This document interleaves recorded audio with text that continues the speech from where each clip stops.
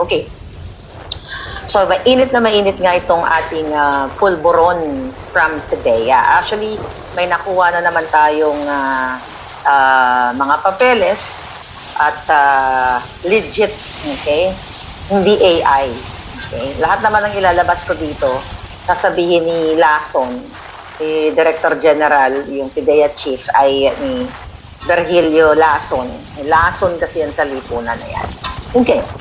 So mga palangga, dahil matindi ang panggigipit ng PIDEA sa loob, okay? Kaya naman, pinagtatanggal ngayon ang mga lahat na pinaghihinalaan or ginugurgur at tinatapon sa malalayong lugar na itong mga agent and lawyers. Pero bago tayo pumunta dyan, mga palangga, okay? Ang utos ng ahas sa Malacanang at ni Kuting na lahat ng mga mainstream media or sino na makita nila, mapagtripan nila na nagre-repost o pinag-uusapan itong nagpupulburon itong si Marcos Jr., ang utos ni Lisa Tanas ay pahirapan ang kanilang negosyo. Number 1, mga kababayan. Kaya, nasa mga kamay po ninyo kung tatahimik kayo dahil natatakot kayo dahil pahirapan kayo ni Lisa Tanas at ang Jutang Ginemes na gobyernong ito ang inyong mga negosyo.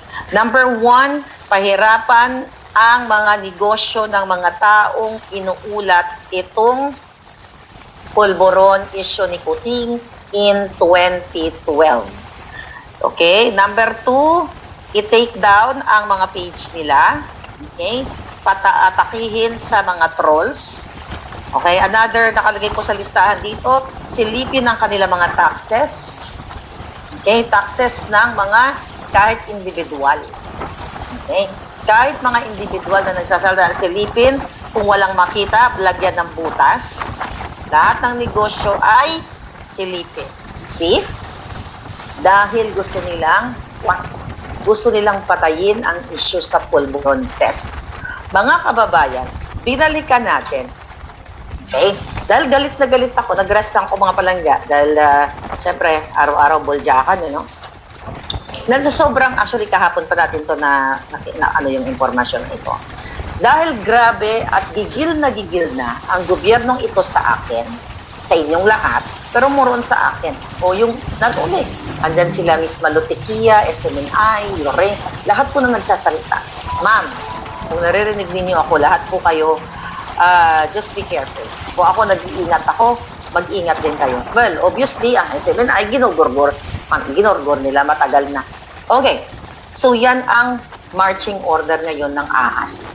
Mainstream media. Although, kayo, nakikita ko, natakot kayo. Pero my God, Diyos ko po, araw-araw na lang ba kayo matatakot sa ginagawa ng itong gobyernong ito? So ngayon, mga palangga, binalikan ko ang pulburon test ni Kuting. Okay? Binalikan natin ng bonggang-bongga at kinumpare ko sa pulburon test niya kay Sara at kay Trillanes. Okay? Kung natin, di ba, nung November 22, okay? November 22 of 2021, di ba, inilabas ang resulta ni ang pulburon test ni Kuting. At pasikreto niya iyon, pasikreto siya na pumunta sa St. Luke's ba? Hindi natin alam kung pumunta ba siya, pinadala ba niya yung kanyang urine sample. You know what? Hindi ko to nasalansan, of course. Ako ay supporter niya, ba't ko sasalansanin ng time na yon? So wala akong ginawa, kundi papuri ng papuri. Pero dahil lumabas na ngayon po, mga kababayan, itong tawag dito, itong papel, okay? Yung pinakita ko sa inyo from the PIDEA in 2012, mga kababayan, binalikan ko ang report. So, nung binalikan ko, yung test result ni Kuting, yung pulburon test niya, ito yon, may copy available naman yan, di ba? Tinignan ko. Inisa-isa ko yan palangga. Inisa-isa ko. So, ang date niyan, dito kayo mag-focus, mga kababayan. Dito kayo mag-focus sa transaction date time. Kaya, umpisan mo na natin, sabihin na naman ni Lason is AI na naman. Okay, ayan, si Kuting, di ba? Alam nyo yan, di ba? Very famous naman yan na papel na inilabas nila. So, yun isa-isa natin yan palangga. Okay? Yung kanyang pangalan, nandiyan dyan, yung kanyang birthday, edad. Dito ako na alarma. Okay? Dito tayo na alarma sa, yan yung transaction date. Listen to that. See? Okay, kung babasahin dito, transaction date time, okay, 11/22/2021, 12:15 ng hapon. Pansinin nyo, okay, report date time, 11/22/2021, 12:17:54. So, almost mahigit lang siya ng, what? 2 minuto. Okay? 2 minuto. So, when you say, sa medical term, you know that, mga palangga, di ba? Pagdating dito sa pagkukuha ng specimen, ibig sabihin, yung transaction date from the time na kinolect itong specimen, di ba? From the time na kinolekta yung specimen, ang oras ay alas 12:15, mga palangga. Okay. Alas 12:15 ng hapon, kinuha itong itong result na ito. Ngayon, mga kababayan, 12:15. Tapos ng 12:17 ay natapos na. Natapos na, mga palangga. Ganon ba kabilis? Okay, collect tayo ng specimen, i-encode mo yung data, yung information niya, lahat. Diba? Lahat yun may proseso. Yung pagkuha ng test. So, 2 minutes lang. Tapos na kaagad, may result. So, ano yun? Pagbigay, syempre, yung doktor niyan or medtech o whoever the person na nag-test sa kanya, hindi naman yan ng ganun ka. Dapat 2 minutes, tapos na. Sabi may collection of data and specimen nga. So, umabot lang ito, mga palangga, ng 2 minuto. 2 minutes from the collection of the urine ni Kuting. Di ba? Urine. Ang tanong, umihi ba si Kuting? Na-discuss na natin doon. Pinapasok ba siya doon sa clinic na yon, sa St. Luke's, na walang intervention?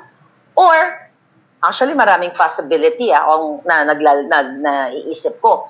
Pwedeng kumuha, kasi mahilig naman sa sachet ng pulburon, pwede may dala siya ng plastic ng ice candy na nakalagay yung ihi, kunyari, ni kung sino man, ihi ng kapitbahay niya, nakalagay dito, tapos ibuhos niya doon sa container kung saan yung nilalagay ng specimen. Pwede ganon. Pero, mga palangga, maraming possibility. Pero 2 minutes lang, nung time na yun, hindi na-overlook natin lahat yun. Kayo mga dilawan na-overlook nyo, wala yatang nag-discuss about it. But ganun pa man, compare natin si Inday at yung kay Trillanes. Okay, ito mga palangga, ayan yan kay Kuting yan, hindi yan AI. Sabihin na ng Lason AI. So, kinuha ko yung kay Inday. Okay? Ito si Inday. Si Inday ay, anong date to? Test kit din yung method ng testing niya. This is 2021. Magkasunod lang pala sila ni Kuting. Okay, this is Inday. This is Inday. Okay? Yan yung kay Inday. So, kay Inday, transaction date niya is 11/24. Ito niya.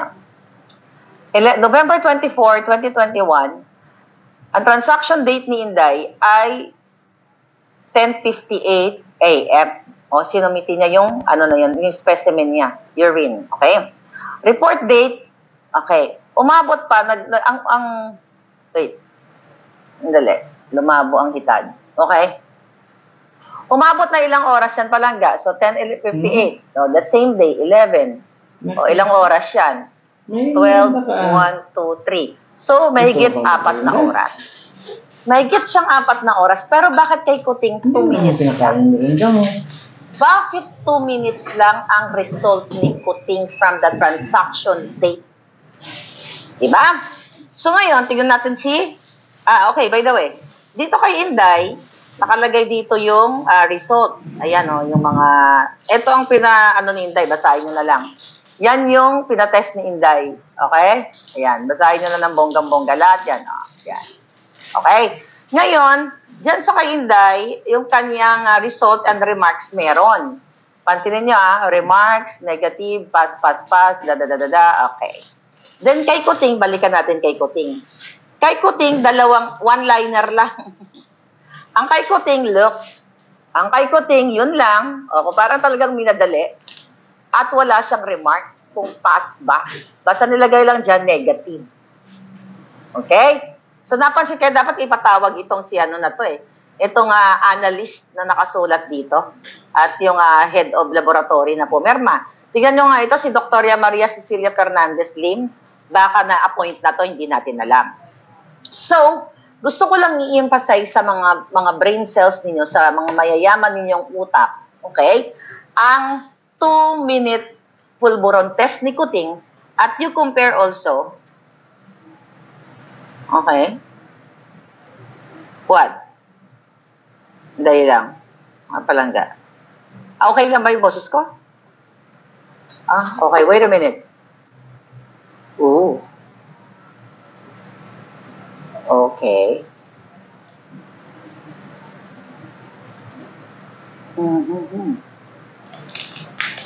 Okay, dapat pala dito siya. Okay, tanggalin natin. Okay. Sorry, mga hitad. Okay. Okay, so, ito na. Okay, so doble daw tayo. So, ngayon, mga palangga. Okay lang yung audio. Okay, ngayon, mga palangga, punta tayo kay Trillanes, yung BFF ko. Tingnan natin si Trillanes, mga kababayan. Si Trillanes, ito, kay Trillanes. Ito, pass ni Trillanes. Trillanes yan ba't ganyan? Green kasi si Trillanes. Green kasi green kasi, kaya nasa green sila. Pero tignan natin. Ang transaction date is June 30 of 2018. Ang transaction date ni Trillanes is July 30, 2018. Okay? 12 a.m. Okay? 12 a.m. Madaling araw si Trillanes. Mukhang nagbigay siya. May, kaya nabigla. Ngayon ko lang napansin. Ayan, nakita niya? Trillanes says 12 a.m. Nakita niya? 12 a.m. kinolek yung kanyang specimen din August 3, 2018, 4:06 p.m. Sige, pagbigyan na natin si Trillanes. Tsaka na natin, bakit 12 a.m. But again, gusto kong ipakita sa inyo yung time difference.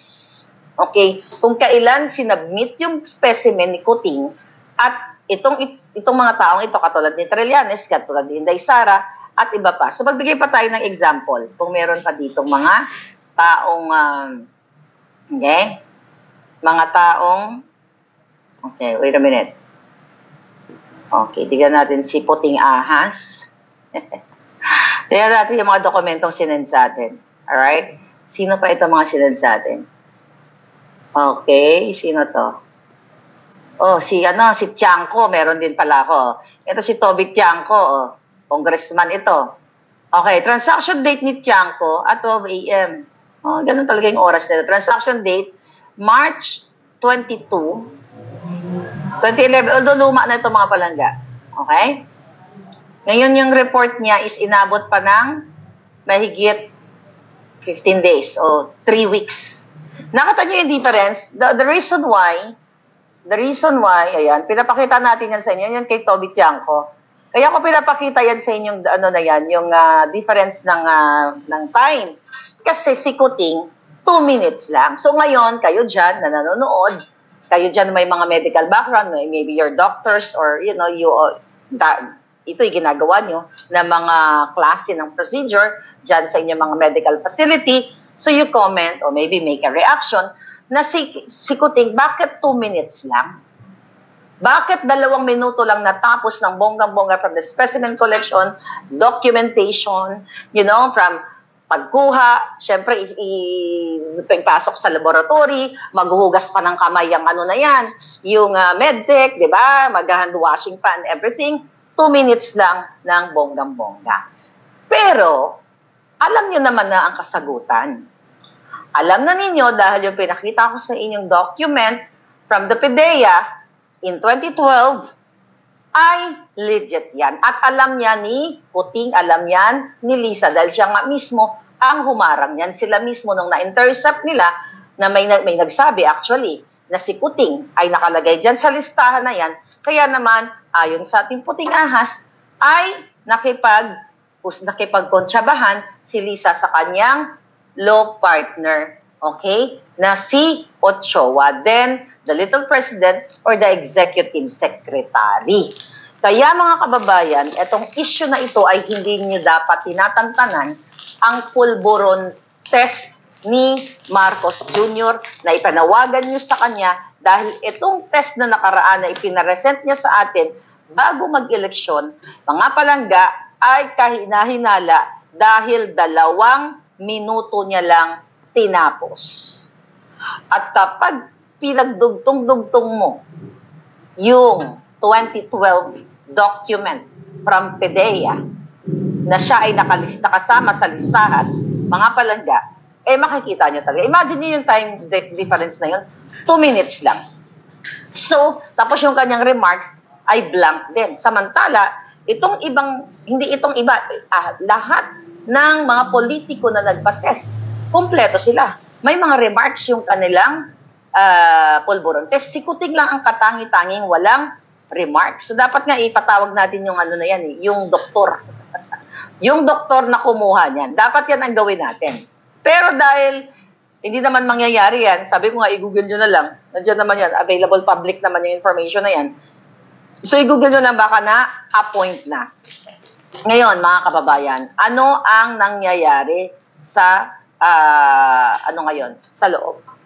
Dahil sa pagputok ng issue na ito, pulburon test, bangag. Sila ngayon ay nabubuang na sa PDEA. Bakit nabubuang ka, Lasso? Dahil kayo nabubuang sa mga katarantaduhan mo. Dahil hindi niya ma-pinpoint kung sino ang ating puting ahas, mga palangga. Actually, before pa na, bago ko pa ito nilabas, itong PDEA information na ito, na dokumento na si Kuting ay kasama doon nga sa pulburon list, mga kababayan. December pa lang, inulat ko na sa inyo na nire-reassign itong mga agent, mga lawyers sa loob ng PDEA at pinagtatanggal sila, pinagtatapon sila, tinanggal ang trabaho, ginurgur sila mga palangga. Dahil juang, okay? Juang itong si Lasso. At syempre, ang boss niya, mga juang, ang boss niya si Lisa. So natural, magmamana siya sa kabarumbaduhan at pagtitrip, paggigipit dito sa mga lawyers. Katulad na lamang yung ipinakita ko sa inyong video na 5-minute na kung saan ay dinibdiban niya itong si Attorney Delgado na wala na nga ngayon dyan sa PDEA dahil kanyang ginigipit. So, here, another expose. I will post this later. Okay? Ngayon, Lasso, sabihin mo kung AI to, ha? Sabihin mo kung AI to. Ito, hold your breath, darling. Okay, here.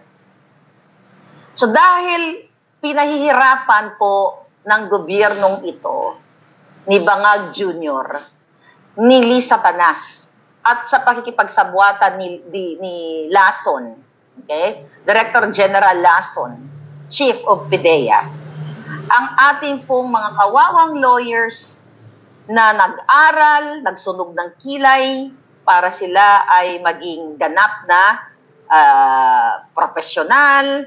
Ito po ay, sabi mo nga to, Lasso, ay, ganyan. Okay? Ito, Lasso, sabihin mo nga to kung AI to. Dami mong alam dami mong kasinungalingan. Ito, pakita ko lang palangga. Okay. Lasso, AI ba yan? Mga palangga, do you think AI yan? Okay? Ayan, pakita ko lang. Isa-scan ko lang muna sa inyo, tapos i-explain ko yan. Mahaba kasi yan. Okay. Ito, Lasso. Okay. Etong mga hanash mo, AI ba yan? AI ba yan, mga palangga? May logo, ayan, may bagong kasinungalingang Pilipinas. Ayan, Okay? Ayan. Gusto ko lang, i-post natin ito mamaya. Ayan po, medyo mahaba lang. Pero, so, okay. Ano po itong dokumentong ito? na gustong iparating sa inyo ng ating mga kawawang PIDEA agents, PIDEA lawyers, na ngayon ay pinagtitripan, ginugurgur sila isa-isa nitong Lasso at ang kanyang mga kasabwat. Mga kababayan, kaya ginigising ko ang inyong mga diwa. Kaya i-challenge ko na naman ngayon itong jutang ginimis na gobyernong ito na si Lasso. Kung sasabihin na naman niya AI to. Ngayon, ito pong dokumentong ito, pinaparating sa atin ng ating mga palanggang mga lawyers at agents sa loob ng PIDEA, okay, na si Lasso, mga palangga, ay pinagtatatamnan ng mga kaso ang itong mga lawyers na ito na pinagdududahan niya na puting ahas. Hindi naman yun. Iisa lang naman ang puting ahas ko dyan. Tapos idadamay mo lahat. Kaya wala talagang leadership skills. Well, how can you be a leader kung bangag ka? Okay? So ngayon, itong basahin ko, ito. For all PIDEA lawyers, from acting Director, Legal and Prosecution Service, subject, Director's General Directive, request for written authority to practice ATP law. April 4, 2024 to until. Okay? Very, very, what do you call it? Mahaba. Pero, ito po ay, basahin ko itong, itong drama ni Lasso. Okay? Sabi dito, on March 5, 2024, this service forwarded to the Office of the Director General through CSWD, dated March 4, 2024. The respective request and signed undertakings of PIDEA lawyers who intended to request for a written, limited authority to practice law. Unfortunately, the same was disapproved by the Director General during March 7, 2024 meeting with LPS lawyers and other lawyers from NQH. In the said meeting, the Director General reiterated his authority to grant, Director General si Lason, to grant permission to practice law. Also, he informed that the attendees that is willing to reconsider his decision as long as we can provide specific undertakings that address the following concerns of the agency will: 2, case tracking, conviction rate, decongestion of PIDEA detention facilities, Pero, masyadong mahaba yan. Explain natin kung ano ang nangyayari ngayon sa PIDEA. Ang nangyayari po ngayon sa PIDEA, ang ginagawa ni Lasso upang ipagtanggol yung kanyang mga kasabwat. Okay? Ipagtanggol yung narrative niya na tama lang daw yung pagtatanggal sa mga lawyer na ilipat itong mga abogado sa mga bundok ng ibok-ibok. Kasi eto yung mga abogado, ito yung mga agent na gumagawa ng tama. Yun ang tinatamnan niya ng kasinungalingan, pinipresent niya kay Kuting. Kasi nga naman, kasabot niya si Kuting at si Lisa Tanas. So, gina-justify niya na itong mga lawyers na ito ay kailangan tanggalin o ilipat sa mga malalayong lugar at ilayo sa kanilang mga pamilya, mga palangga. Ganito po kasama ang pamunuan ng PIDEA dahil bangag ang presidente niya. At yung kanyang kasabwat dyan, palangga, itong, naulat ko na rin to sa inyo, itong direktor na si Bitong. Si Bitong, aka Kalbo, ang tawag dyan sa kanya. Ang ginagawa nila, mga palangga, gumagawa sila ng mga peking report. Okay? Dahil alam ni Lasso na yung kanyang principal, ang kanyang presidente ay bangag. At si Lisa Tanas bangag din. So, tinitake advantage sila. Well, dapat na sila ay parehong intensyon para guluhin ang buhay nyo dyan, sirain ang kinabukasan ng Pilipino. Gumagawa sila ng mga peking reports papunta sa Malacanang na sinasabi nila itong mga abogado na ito ay ganito, ganyan, gumawa ng chuchu-chuchu, pero ito ay mga tanim kaso o fabricated. Sino ang author ng magpag-fabricate ng mga istorya niyan? Si Lasso, dahil idol niya si Liza. So gumagawa sila ng mga fabricated story dito sa mga kawawang abogado agent. Kaya nga nakakarating to sa atin mga palangga, mga report eh. Okay? Pino-forward nila sa Malacanang para ma-justify yung kanilang pagtanggal sa tao kasi papalitan nila ayon sa ating source sa loob. Ang pinapalit nila so ay yung pwedeng magprotekta sa mga polboronic. When I say pwedeng magprotekta, yung pwede niyang kasabwat sa kanilang illegal dealings sa loob ng PDEA. So yung mga fake, mga palangga, mga peking mga report, ay ginagamit ni what? Ginagamit nila para maging, ito, si attorney ganito ganyan, si attorney Maharlika, si attorney Zorro, kunyari, ay sinasabi na may ginawa ito. Pero ang totoo, mga kababayan, ang gusto nilang ipalit, yung makikipagsabwatan sa kanila. Alright? So ngayon, itong kasabwat dito ni Lasso, mga palangga, ay si yung SJ niya, yung SJ Peralta. Okay? Imagine ninyo, mga kababayan, kung ganitong klaseng gobyerno natin, yung PDEA na supposedly ini-ensure niya na mahuli ang mga malalaking sindikato na katulad ni Sayarot. Remember Sayarot? Nakasama ni Marcos Jr., ni Tambaloslos, ni Lisa sa New York. Kaya talagang hindi mahuhuli ang mga malalaking isdang sindikato kung si Lasso at si Kuting, si Lisa ang nandiyan. Dahil sila ay magkakasabwat. Kitang-kita naman mga kababayan. Okay? So ngayon, itong PDEA na ito, okay, ang ginagawa nila at yung mga kasabwat nga nila, so mga kababayan, kaya nakikita ninyo mababa yung turnout ng hulihan ng pulburon. Bakit? Nahuli na si Sayarot, pinakawalan pa. May narinig ba kayo na mga nahuling big time na malalaking sindikato na nakulong? Wala.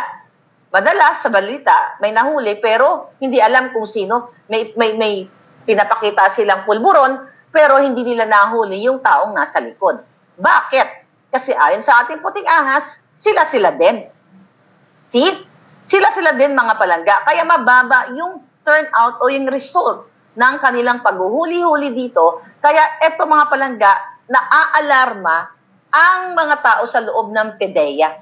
Dahil ang organisasyon, okay, yung kanilang, the organization, the PDEA, ay walang kredibilidad at walang maipapakitang mabuti sa taong bayan dahil mismo, pinakita ko nga sa inyo ang video nila so kung paano niya dibdiban ang abogadong si Attorney Delgado. Remember that video, mga kababayan? So, ito yung resulta ngayon ng PDEA na sila ay walang kwenta, walang kredibilidad. At doon pa lang sa kanilang pagdebunk, doon sa paper o sa document na ipinakita ko, yun ay makikita mong bangag sila. Puro sinungaling. Kaya wala silang matataas na mga taong nahuhuli at walang kwenta yung kanilang mga drug operation, chucho, kasi sila-sila ay magkakontsabahan. Pag gumagawa ng kabutihan, itong mga agent, itong mga lawyers na nandiyan sa investigation department, ang ginagawa po, ayon sa ating puting ahas, kunyari ikaw, palangga, tignan natin. Si Queen, okay, si Leo, andito pa si Lisa Matos, si Tad, okay, nandito. Okay, si Mike, kunyari. Ngayon, mga kababayan, ang ginagawa nila, kunyari ikaw ay agent, ginagawa mo yung trabaho mo, once na nakasakote ka at na laman ni Lazon, okay, ni Director Lazon sa lipunan yan, ay liligwakin ka. Iinventuhan nila ng kwento, dadali sa Malacanang, hindi naman nagbabasa si Kuting ng mga report na yan. Hindi naman sila paano pa magbabasa yan? Bangag yan. At bakit naman ipapahuli ni Marcos Jr.?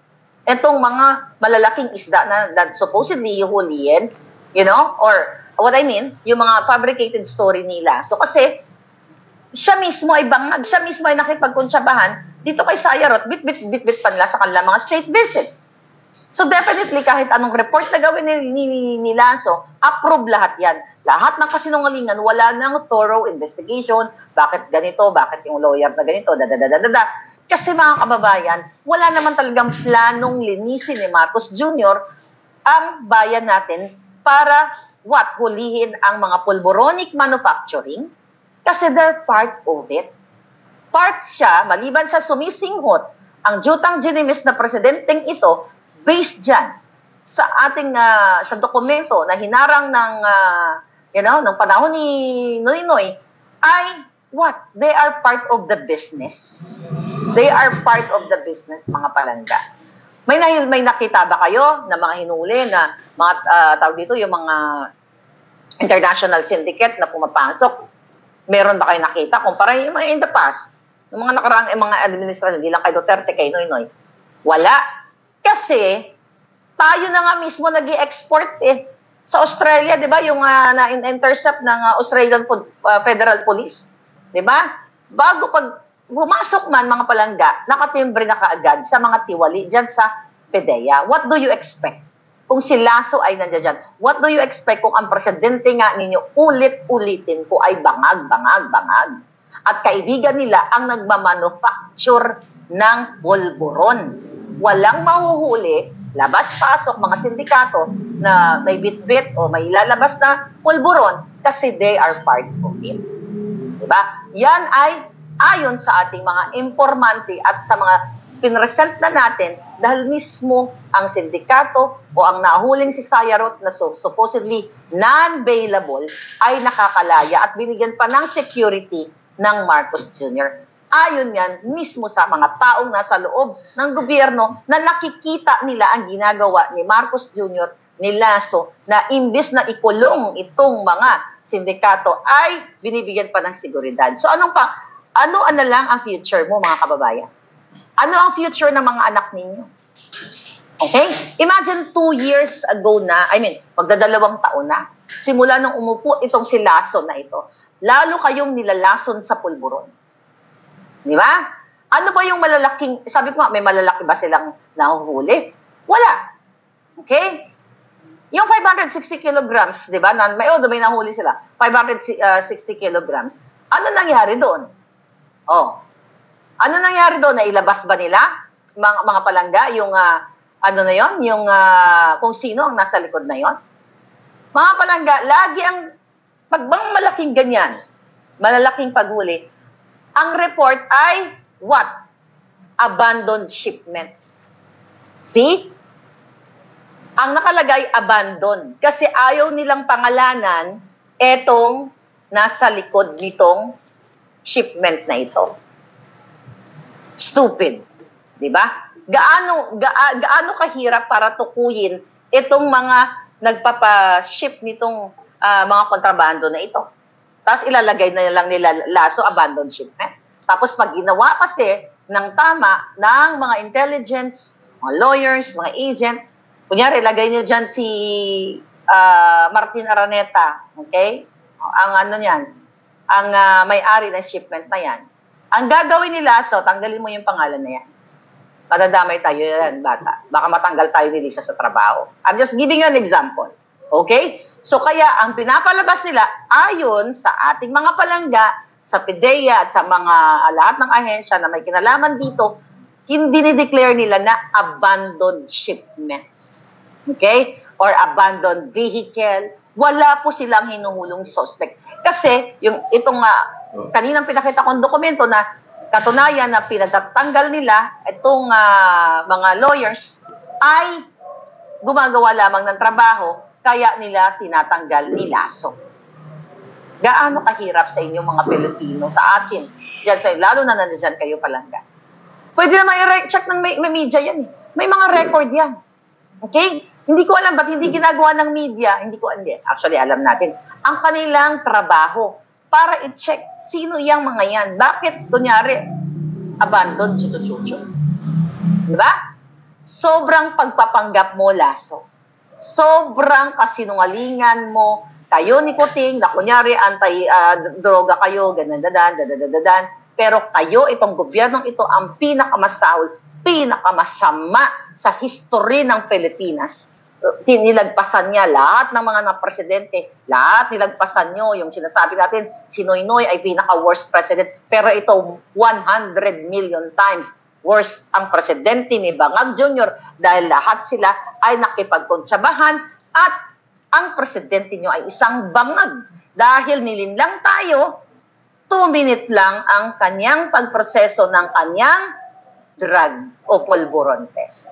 Sa kasaysayan ng PDEA ng Pilipinas, ngayon nyo lang nakita kung paano ka-inutil, walang kakwenta-kwenta ang mga nakaupo dahil nga bangag nakita nyo na, kayo namang mga Pilipino na nakakanood, nakita nyo na, harap-harapan, nasampal ko na nga sa mukha ninyo, ang mga ebidensya na meron kayong presidenteng bangag na bangag at lasing na lasing sa ipinagbabawal na pulburon, mga kababayan, pero ano ginagawa nyo? Mga kaparian, religious group, from all sectors, mga negosyante, maliit, malaki, anong ginagawa ninyo? Yung iba tahimik kasi nga, pinapaboran kayo ni Lisa, pinapaboran kayo ni Kuting. So hanggang gano'n na lang ba? Pag yan, gumana ang aking power, lilipulin ko kayong lahat, mga palangga. Kung pag ako umiihipan ko kayo ng pinakamalakas na hangin, diba? Hindi nyo lahat madadala sa hukay ang ninanakaw nyo sa kaban ng bayan. Ang isipin ninyo ay future ng kabataan. Harap-harapan po, mga kababayan, na ang pulburon sa Pilipinas ay 3-5 na lang. Dahil wala naman silang campaign na talagang kampanya laban dito sa pulburon na ito. Dahil abala sila sa pagnanakaw, abala sila sa pagtatransport ng pera, abala sila sa pagpapanalo sa loto, abala sila sa pangangamkam, pagtatanggal ng mga lawyers, mga agent na nagtatrabaho lamang ng tama para eradicate itong mga dorogista, mga pulburonik, hulihin. Pero kapag nahuli, at kaibigan ni Lisa, labas ka ng kulungan kahit non-bailable offense ka pa. See? Kaya dapat nang hindi lang palitan, sabi nga nitong mga puting aso. Smiley ka, grabe. Kawawa po kami dito sa loob. Dapat na talagang palitan nitong si Lasso. Sabi ko sa kanya, you know what? Hindi lang dapat palitan si Lasso. Ang tanggalin nyo, kako, ang presidente nyong bangag. Dahil dyan nag-uugat ang lahat.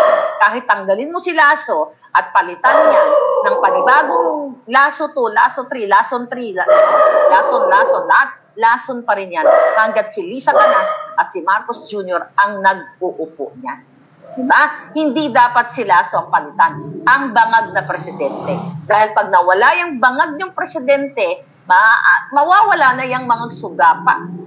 Mga sugapa dyan sa iba't ibang ahensya na wala nang ginawa kundi pagkaabalahan ang pagnakaw o pagpapahirap sa inyo.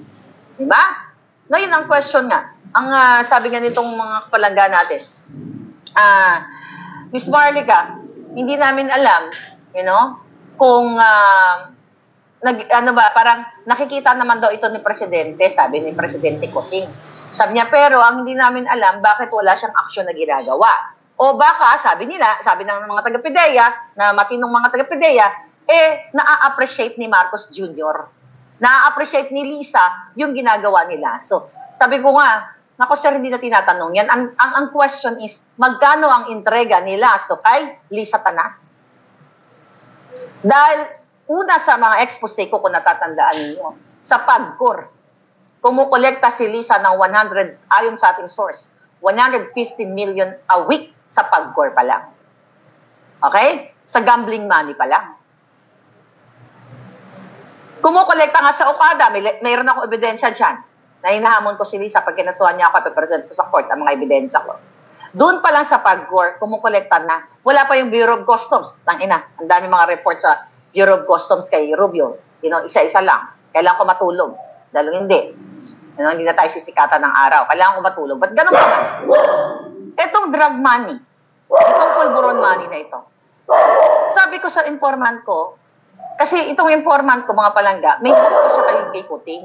Sabi ko sa kanya, sir, huwag ka nang umasa. Okay. Huwag ka nang umasa na maririnig ang hinaing nyo ni Marcos Jr. Dahil hindi kayo pakikinggan. Nakita nyo na nga bangag-bangag.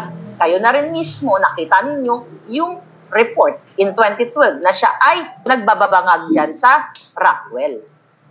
Ngayon, ito ba yung sinasabi ni Kuting na, what do you call it? Itutuloy niya continuation ng sinimulan ni Duterte? Yun ay mga kasinungalingan lang ni Kuting kasi para budulin tayo. Binudol si Sara, binudol kayong lahat na ikukontinue niya yung build. Diba? War on pulburon. Ano ginawa niya? Kinuntino niya yung pagnanakaw. Okay? Pagnanakaw nila noon, ngayon, at magpakailanman. So you have to get up. You have to speak up. Dahil kayo mismo sa PDEA, mga abogado, tinatapon po kayo kung saan-saan, tinatanggalan kayo ng trabaho. Paano na lang kami? Paano na lang ang mga maliliit na teachers, nurses, mga tindera na hindi naman abogado, na hindi naman nila kaya ipagtanggol ang kanilang mga sarili. Di ba? So ano gagawin natin? Itong leader na ito, mga palangga, leader ng sindikato. Si Kuting ay leader ng sindikato. Smuggler, ina-appoint. Imagine nyo, ulitin natin si Michael Ma. Pinigil nila ang hearing sa Congress. Mahigit 1 taon na. Sa halip, in-appoint pa na special envoy to China. Kayo ang humusga. Ginawa ko ba yung kwentong yan? Hindi. Andyan naman yan. Nakikita ninyo. May letrato pa. Nakasama nila ang smuggler sa inuman, sa party. Oh, by the way, I don't know kung nakwento ko na sa inyo. Nakwento ko na yata nung May 9. Nung May 9, nung ako'y nagla-live, mga palangga, doon sa countdown ni Kuting, May 9 of 2022. Nahagip ng camera ko si Michael Ma. Nandoon pala si Michael Ma. Binalikan ko yung live ko eh. Pag may time ako, ipakita ko sa inyo. Sabi ko nga, nandoon na pala yun. Dahil pinagkukulam ko na yung mga yun. Para hindi na sana ganitong klase ang nangyayari sa bayan natin, mga palangga. Ay, nako. Ngayon, etong si Lasso, gusto kong sabihin kay Marcos Jr., okay? Parang dapat kasi i-call out ko. Kung matino sana si Kuting, parang sasabihin ko, Mr. President, itong inupo mo ay isang barumbado at gumagawa ng mga peking report papunta sa iyo para i-justify niya ang mga kasinungalingan niyang pagtatanim o pagpapabricate ng kaso dito sa mga lawyers o yung mga agent na ginagawa yung trabaho. Kaso, magkakasabwat sila. Kayo ako mag-report sa inyo, sa taong bayan. So, si Lasso o si Lason ay nilalason niya ang organisasyon ng PDEA. The organization is good. But, yung taong nagpapatakbo, we need that. Kailangan natin ng Drug Enforcement Agency. Okay? Pero hindi natin kailangan ng tao katulad ni Lasso na nangjojombag, nanggigipit sa simpleng traffic dispute na kasalanan niya. Ngayon, ikaw, Marcos Jr., hindi ko na sasabihin gumising ka. Kasi hopeless na ako dyan. Bangag ka. Bangag na bangag, magpaliwanag ka. Bakit 2 minuto lang natapos from transaction date and result date ang iyong pulboronic test?